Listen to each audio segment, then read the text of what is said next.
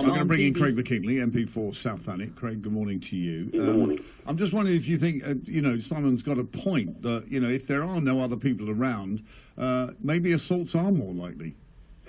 Well, I could sort of go along with Simon's argument as far as the deterrent effect of people being in place.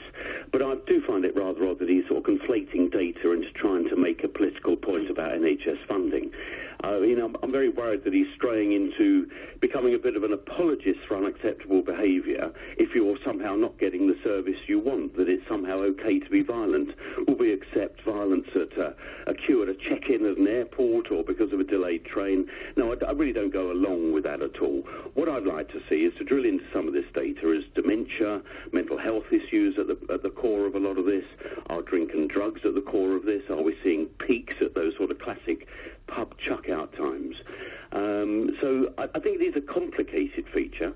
Very worried to hear that CCAM ambulance drivers are 230 apparently last year, and generally across the whole of health, 56,000 assaults. That's 150 a day. Would you support Chris Bryant's call to make an assault on an emergency worker a more serious offence? I would actually, because it would make a clear signal that this type of behaviour is unacceptable. But we shouldn't just keep rushing to have new law when I think we've got law in place that actually helps that. I mean, I was looking through the sentencing guidelines again just recently, and you do have within the guidelines for sentencing aggravating factors that increase the seriousness that can result in higher sentences. And they would be assault that's related to race or sexual orientation, attack against people because of that. There are factors if people are working in public sector or providing a service to the public. And also another aggravating factor is where the location of the offence was committed. So that is already allowed for, but, and here's the big but, which I think Chris Bryan's private member's bill has some use. There are separate guidelines for assault on a police constable in execution of his duty under Section 89 of the Police Act.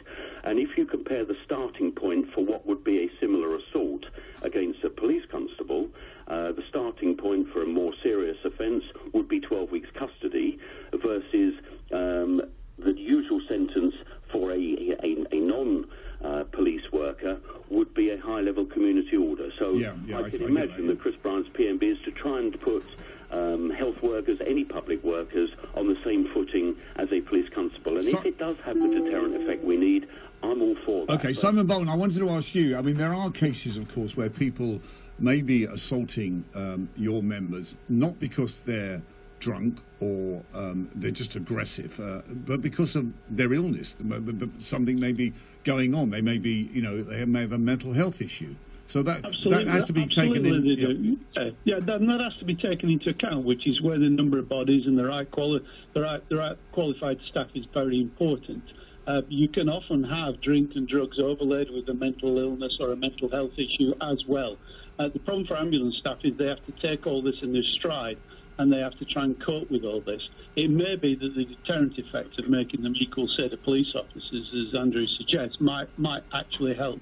But it is a complicated issue, and it does need to be looked at. Simon, thank you. Craig Mackinlay, before you go, I just wanted to ask you about the vote in the Lords last night on the Brexit bill, where they've seemed to pass a motion that would make us stay in a customs union. What did you make of what went on in the Lords?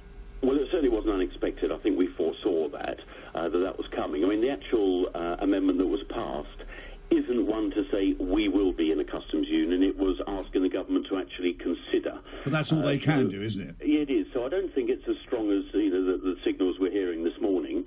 But I think we expected the Lords to make trouble for the Brexit bill, which has passed out of the House of Commons pretty much unamended. So we'll probably be having a battle with them under what's called ping pong. Yes, I think what some Brexiteers are afraid of is that this could be supported in the Commons now, this amendment.